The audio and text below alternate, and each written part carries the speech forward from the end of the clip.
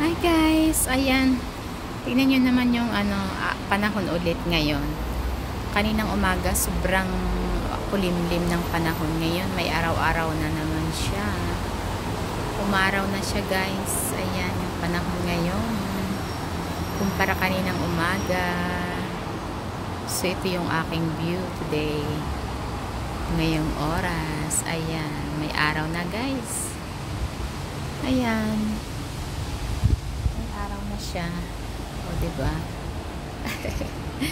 Itong panahon, sala sa init, sala sa lamig din to. Ayan guys. O, diba? Minsan, hindi mo rin to maintindihan eh. Parang tao din siya. May ano rin siya eh. Sala sa init, sala sa lamig.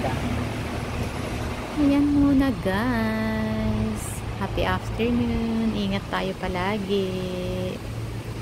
Ayan. O diba guys. Magkaiba yung ano doon. Oh.